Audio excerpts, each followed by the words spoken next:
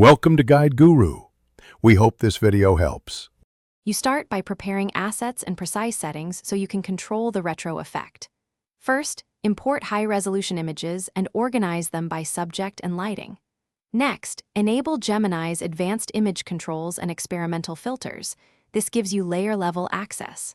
Finally, pick a restricted color palette, muted pastels, warm highlights, and low saturation shadows, and load a custom film grain map. Once done, you'll be ready to apply deterministic adjustments that preserve detail while introducing the retro character. You now execute the core retro transformations inside Gemini.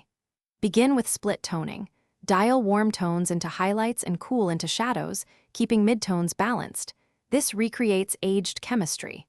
Then apply calibrated film grain at moderate strength and a halftone texture to simulate printed media, and slightly reduce sharpness to mimic optical softness.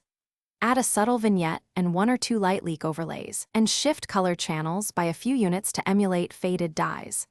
Make sure to preview at 100% so you retain or you finish by fine-tuning and exporting a preserved master plus a delivery file.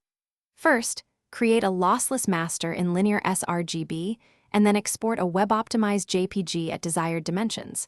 Apply a final gentle RGB curve for cohesion. Once done, compare at full resolution and at reduced scale to confirm the retro feel reads well both close-up and at a glance.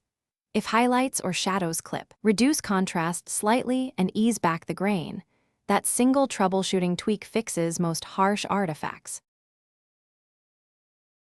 Thanks for watching. Consider subscribing if we helped you today.